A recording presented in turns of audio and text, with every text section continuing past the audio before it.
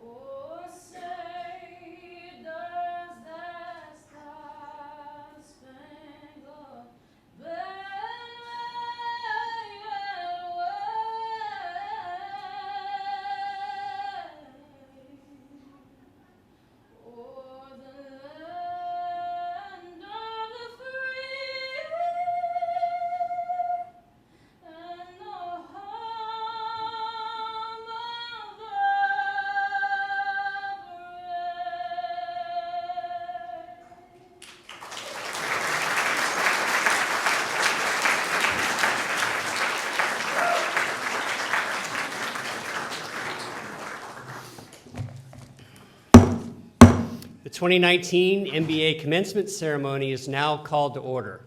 Please be seated. The invocation will be given this evening by University Chaplain, Mr. Craig Coker.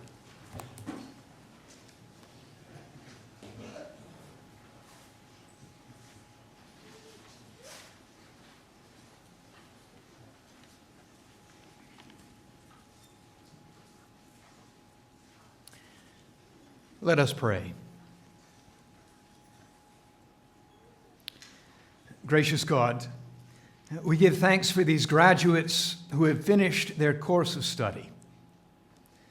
We are grateful for all those who have walked at their side, for the friendships they have made, the insights they have found, and the knowledge they now possess. Give them a right pursuit of goodness and truth. Keep them faithful to conscience, servants of the common good, and kind and giving withal. Amen.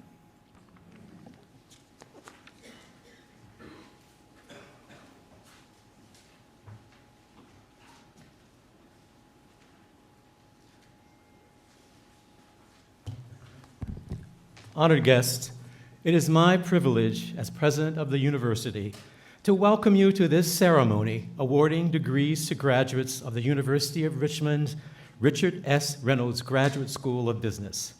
Thank you all for joining us on this very special occasion. We're proud to share with you the accomplishments of those students whom we honor today. We know that sacrifice and hard work by today's graduates stand behind this moment, and we applaud you. Class of 2019, you have a great deal of passion and determination. It is also a privilege to express the university's gratitude to the families, friends, and colleagues who have offered today's graduates their support.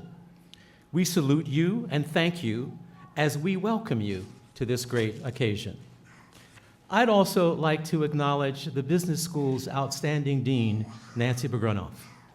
As many of you know, Dean Begrenoff is stepping down after 9 successful years at the helm.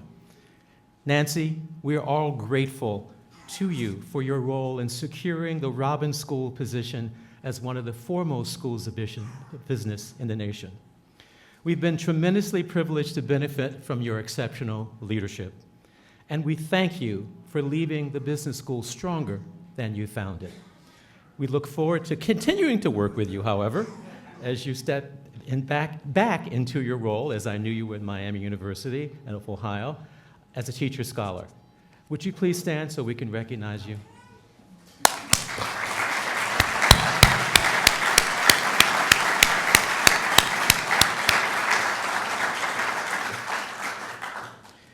Graduates, today, as we recognize the individual and collective achievements of the Richmond MBA class of 2019, we look forward with great hope and anticipation to your continued accomplishments in the years ahead.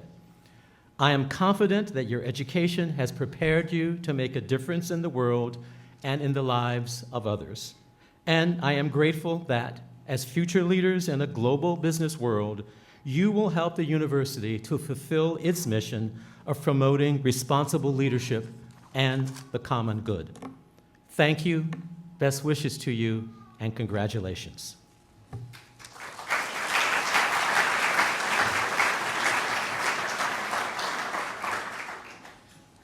Thank you, President Crutcher, and thank you for those kind words. It's such a privilege to serve this wonderful, wonderful school. And how fun it is to look out here and see it standing room only. Congratulations, students, for having great families and wonderful support with you today. As Dean of the Robbins School, I want to welcome you to the degree ceremony for the class of 2019 on behalf of the faculty and the staff of the Robbins Graduate School of Business. In a very short while, you'll become alumni of this outstanding university and remarkable program. Our expectations of you remain very high as you graduate. So we hope that you will have continued success in your professional lives, the continued pursuit of learning, and continued service to your community and to your alma mater. And we do expect that. You are not leaving us. You are simply graduating. You will still be part of our community as alums. So I want to take the opportunity to personally salute you for what you've accomplished and for what I know you will yet accomplish. And I do know that many of our graduate students, you're working full-time, you're trying to balance your family and take those classes. Congratulations on the accomplishments and for achieving your goal, and I wish you the best. Thank you. It's now my privilege to call Associate Dean Randy Raggio to the podium.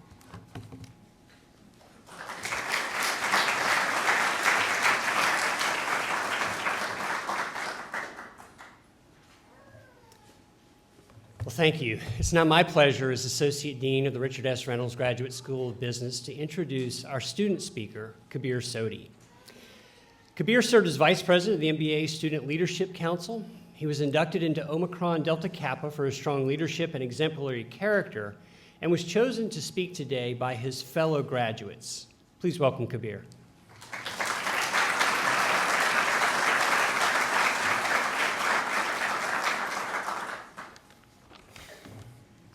Hello, everybody. My name is Kabir Sodhi, and I'm very proud to represent my peers in this year's commencement ceremony. Before I begin congratulating my fellow graduates, I want to address everybody else who is here in the room today. First and foremost, to the families of the graduates, the significant others, parents, children, siblings, and anyone else who is here to see their graduate walk across the stage today. Thank you for your unwavering support as we progress through this journey. To the friends of the graduates who are here in attendance, thank you for being so understanding of our disappearance for the last few years. Thank you for sending invites to dinners, parties, and all the other events you knew we would miss, but wanted to invite us anyway, just in case. Finally, to the faculty, staff, administrators, advisors, and mentors, thank you for your guidance. Thank you for the knowledge that you have imparted on us that we desired.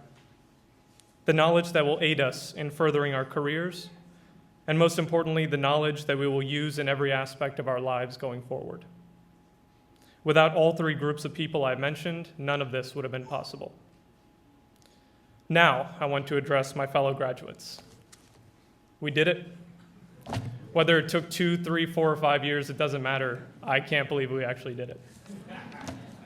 We were able to balance a rigorous curriculum, a professional career, family life, extracurriculars, social obligations, mental and physical health, and sleep. Probably not the last one, but we did everything else. And some of you were even fortunate enough to get married, have babies, close on houses, change careers, and travel the world while you were at it. That is incredible. I'm sure all of this was due to the morale boost you received from the snacks that were in the MBA lounge. You know, when I said I can't believe that we did it, I take that back. I've had the good fortune to sit in class or speak to nearly every single one of you over the last couple years, and I could not have asked for a better group of people to go through this program with. The diversity of thought produced from every lecture, the creativity shown in every group project and presentation, the insights constructed in response to every problem we were given. These are things that could only have come from a group of people that truly believed in cooperation and building each other up. I never once felt that a classmate of mine wouldn't share their thoughts on something out of fear of giving away an advantage. I always felt confident presenting my ideas because of the support that I received from you. We gave each other fair and honest feedback on every idea because we genuinely cared about each other's growth. The environment that we were able to collectively create is rare, but amazing. So whether or not you decide to put those 3 letters after your name and your email signature going forward, I know that you could go toe-to-toe with any MBA in the world because of what you have learned here in the Robbins School of Business at the University of Richmond. Congrats on this incredible feat. Thank you.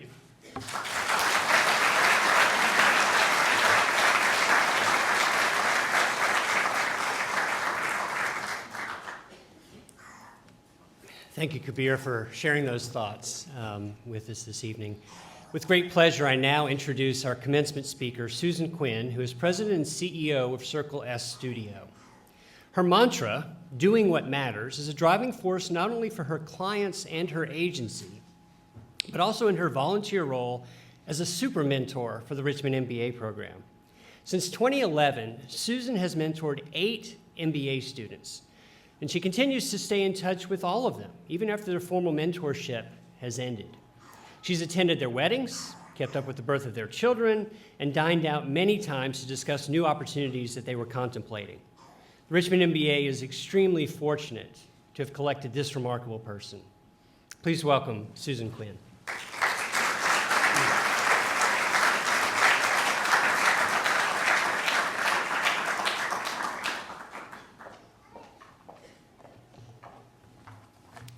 Good evening, everyone. It is such an honor to be here tonight.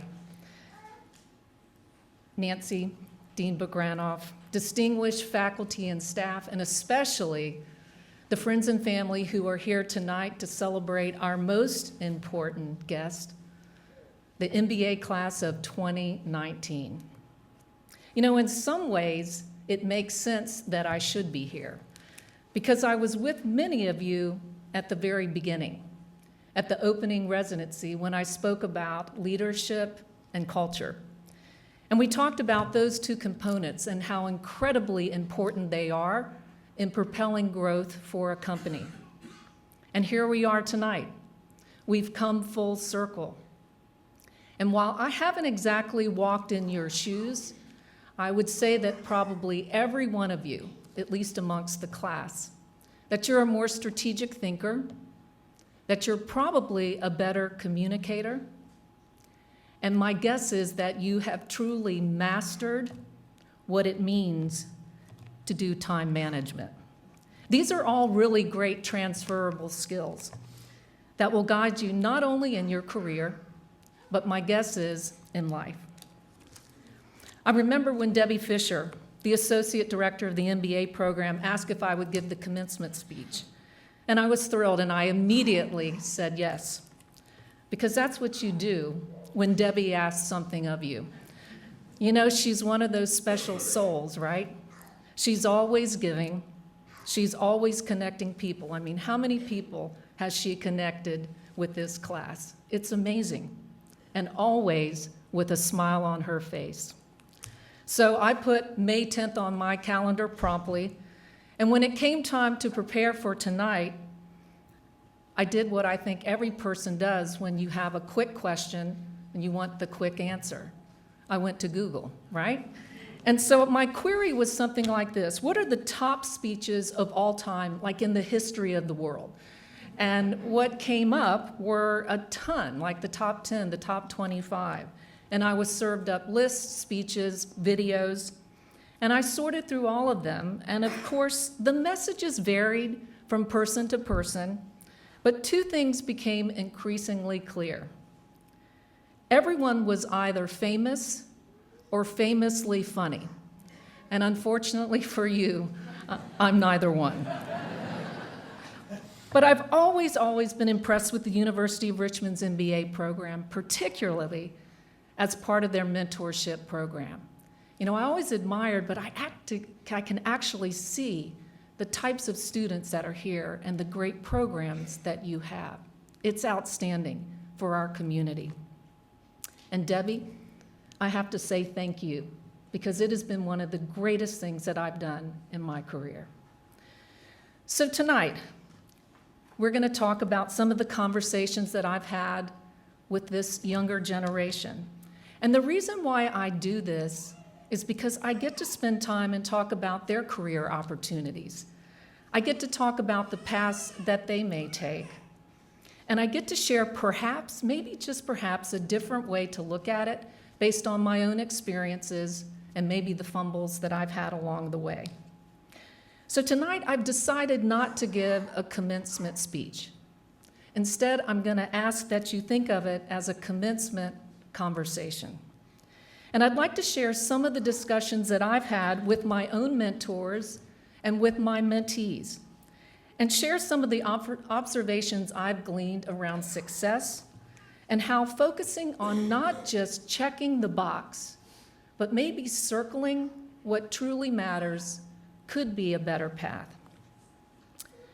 During my 34-year career, I have worked with hundreds of companies, all with many different kinds of leaders, all with their own unique traits. And while there really is no silver bullet in life, I have connected some of the dots, and I have seen patterns of success. But before I share that, let's just make sure we're all on the same page, because we all may have different views of what success is. In the classic sense, of course, it's when you successfully accomplish something, like your MBA. Well done. But there's also the definition around prosperity and popularity. But I'd like to share another definition. I call it Success 2.0.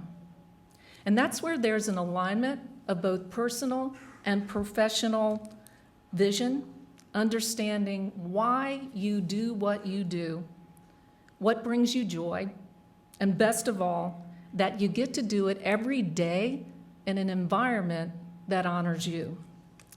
That sentiment and attitude is also prevalent amongst some of the most successful firms that I have worked with or I have studied over my career. And they all have three things in common. Number one, they all have strong cultures that get reinforced by strong leaders. Number two, they understand the power of true communication and the importance of candor. And number three, they are willing to embrace change, never settling for the success of yesterday or even the success of today. So let's have a brief conversation and why I think they matter, and perhaps give you a few things to ponder to see if they should matter to you. According to a recent article in Business Insider, 87% of Americans have zero passion for their jobs. They're disengaged and they are simply going through the motions. Think about it. The average person spends 90,000 hours in a career, yet they choose to stay in a place where they're miserable? Over the years, every one of my mentors have asked a version of this question. Should I take this job? Should I go down this path? And I'll give you a glimpse of some of the conversations that we've had. Well, I can tell you're excited. It's a great title. I can tell that it's also hitting that financial goal that you wanted. But before you make that final decision, let's just circle a few other things. Did you connect with the person that you would be working with? What type of manager do you think they would be? Did you look at the other leadership in the company? Did they have a vision? Is it a place that empowers leaders, or is it a place that leads with intimidation? And what about core values? Were they even discussed in your interview? Were they visible in the work environment? You see, the places where people are thriving the most are companies that always have a strong foundation of these guiding principles, and words like collaboration, integrity, building remarkable relationships, and excellence in everything we do. They're more than just words. These companies live their core values every day, whether small or large, whether public or private. You can see the words that they live by on the walls, you can feel it in the hallways, and you have a sense of what they stand for the minute you walk into their world. So when you think about your current position, or another one that may come your way, ask yourself this: what culture truly matters to you? Do you want to show up there each and every day? My second observation is what I see in successful companies, and it's a really simple word that gets thrown around a lot, but it isn't always simple: communication. This quote by George Bernard Shaw really says it all. The single biggest problem with communication is the illusion that it has taken place.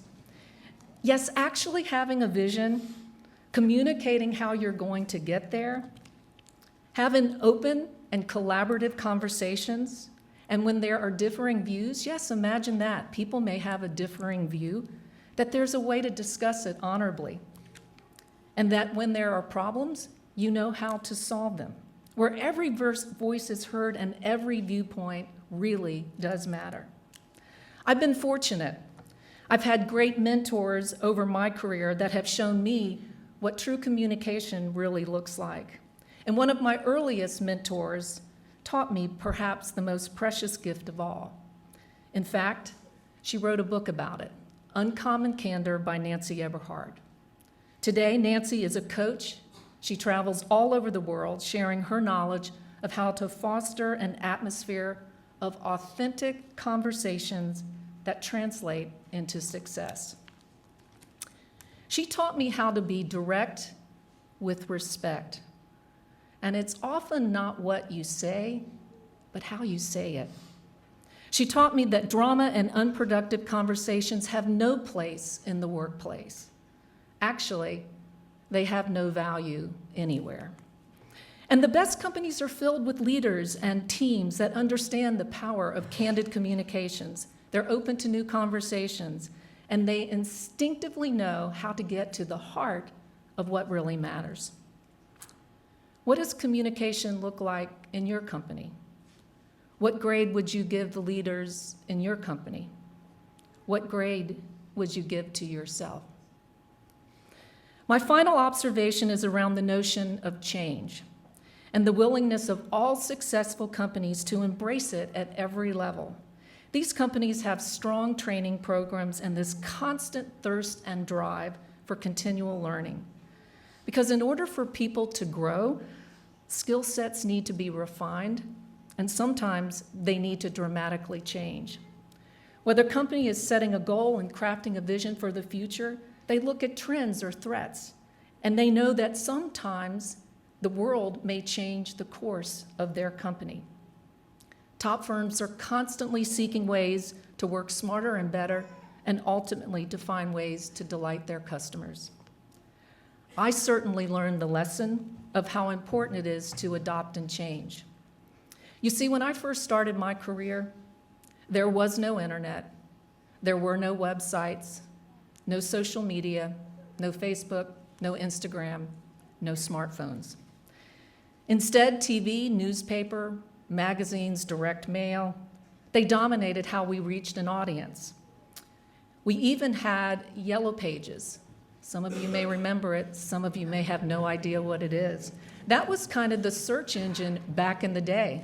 That's where we found the names of companies and the addresses. And here's the fun part. In order to get a high ranking, guess what you had to do? Name your company with the letter A. But by early 2000, the digital world was the only conversation. I knew that I would have to learn and master entirely new skills in order to remain relevant and to keep the company profitable. Today, digital is a significant part of our company, and I'm proud to say that I can sit at the table and actually join the conversation. A recent article from the World Economic Forum estimates that 65% of children entering primary school will most likely work in a profession or a role that doesn't even exist today.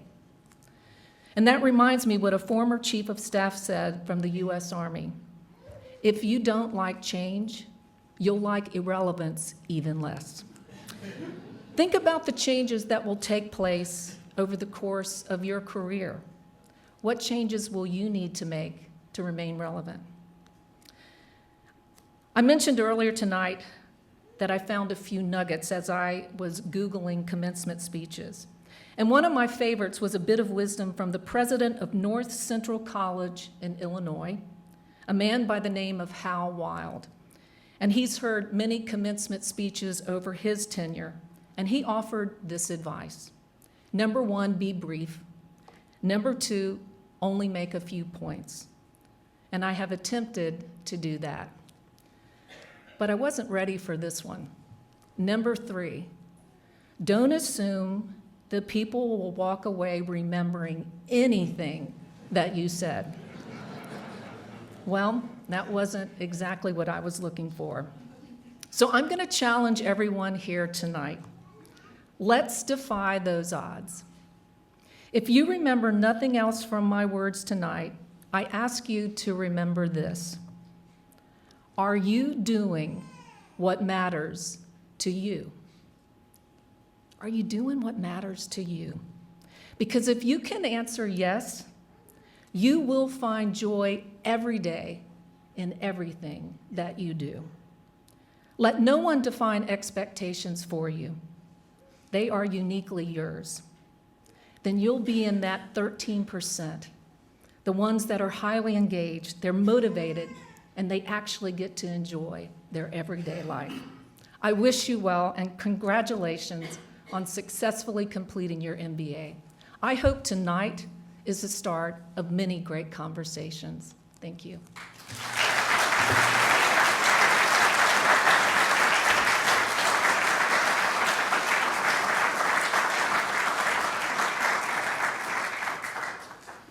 Thank you, Susan, for those inspiring words. I'm sure we will remember them. And thank you for the example that your career and your mentorship have set for our students. It's now my pleasure to introduce Dr. Sandra Yorman, who is the Associate Provost of Faculty.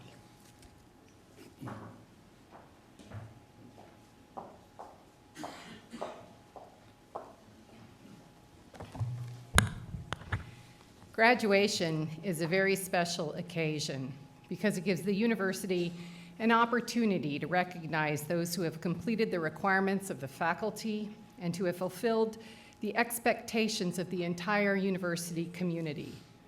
Our warm congratulations go out to all of the members of the Reynolds Graduate School of Business class of 2019 as we now prepare to present them with their diplomas.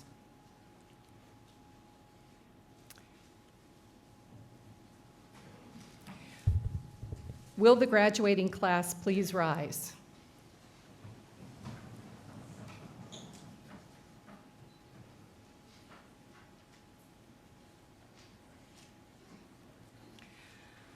On behalf of the faculty of the Richard S. Reynolds Graduate School of Business, I have the honor to present these candidates for the degree of Master of Business Administration. Dr. Crutcher. By virtue of the authority vested in me by the Board of Trustees and upon the faculty's recommendation of completed requirements, I now confer upon you the degree of Master of Business Administration of the University of Richmond with all the rights, privileges, and responsibilities pertaining thereto. Will the graduating members of the class please come forward to receive your diplomas?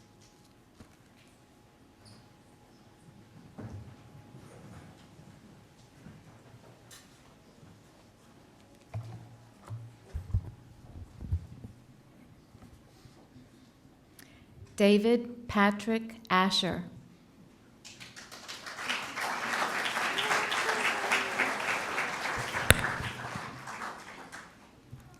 Jason Andrew Macco.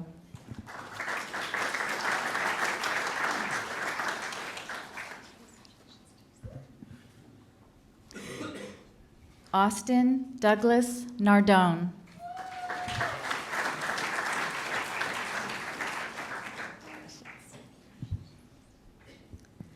Sonia Tiana Taylor.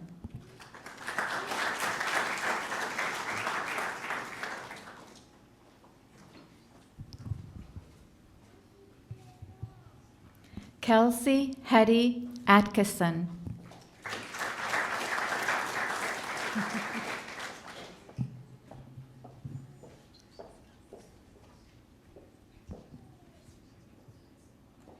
Therese Nicole Banks.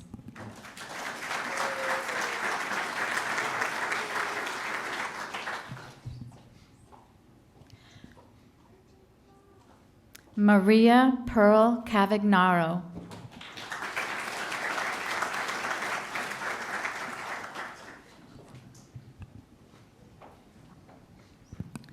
Austin A. Chandler.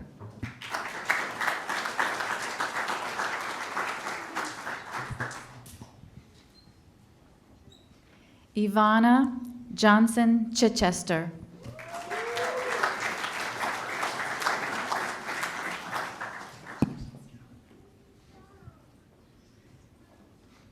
Elizabeth Lee Christian.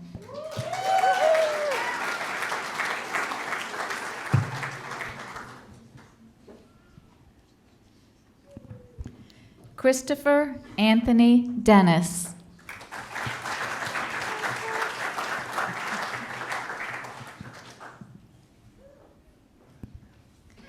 Mihir Vivek Ganagar.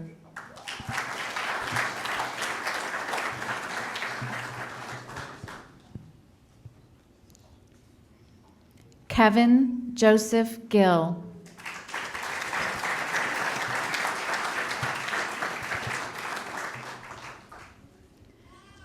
Kevin James Grum.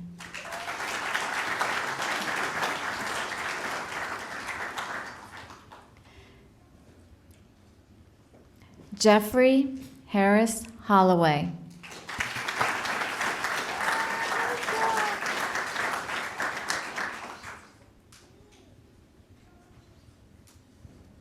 Carrie Ann Ludovico.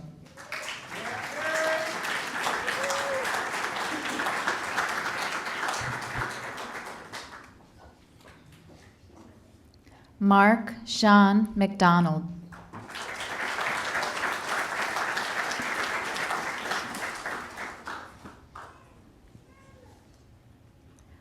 Molly Rebecca Manus.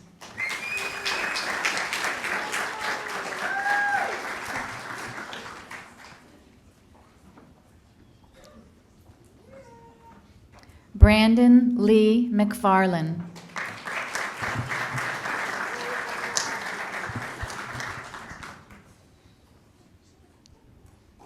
Stephen Dante Pele.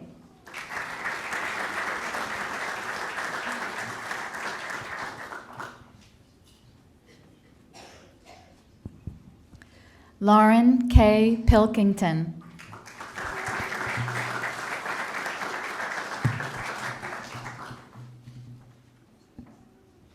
James William Poole.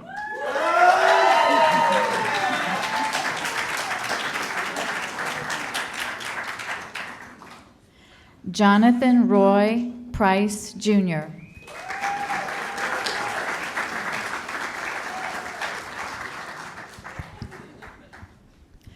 Douglas Earl Quarles IV.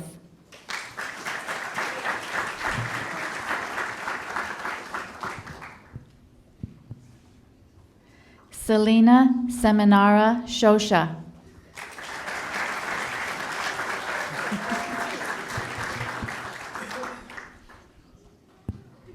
Quincy O'Brien Shelton.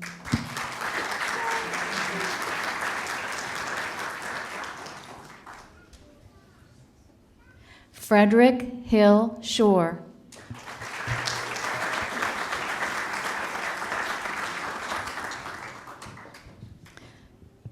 Julia Sarah Simo.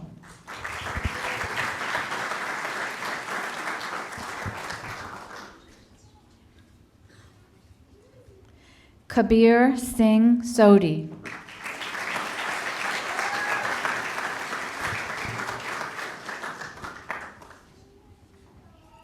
Joanna John Leeway Stead.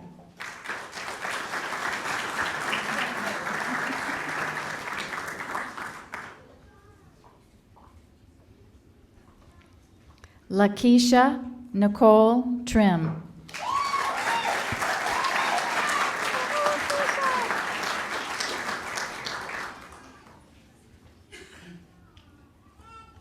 Blake Stephen Turner.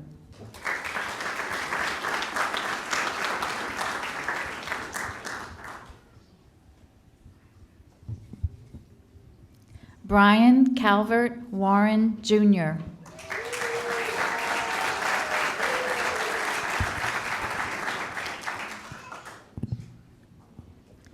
Bridget Teresa Werderman.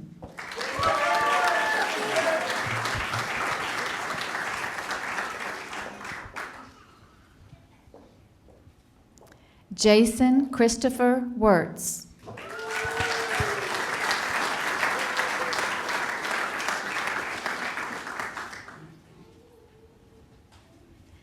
And Brian Christopher Yannetti.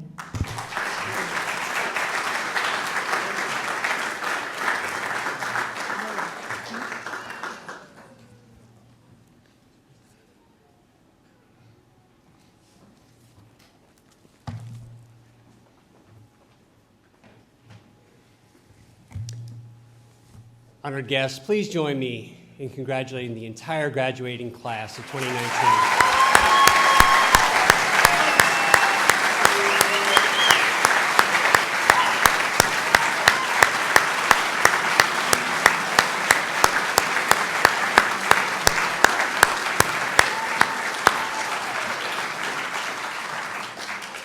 Our benediction this evening will be given by current MBA student, Mr. Josh Jeffries, who's also Jewish chaplain and director of religious life at the University of Richmond.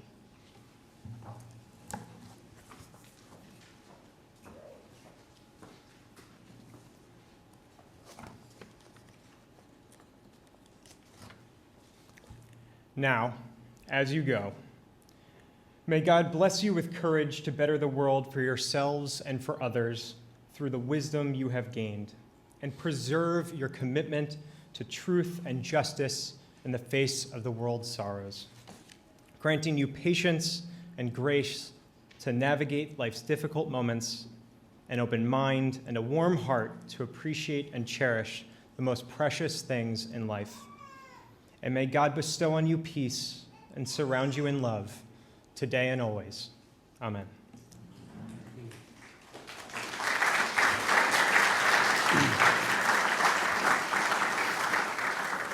Honored guests, this concludes the commencement ceremony. If you will, please remain seated as the platform party and students recess, and then please join us in the Commons for a reception immediately following. Thank you.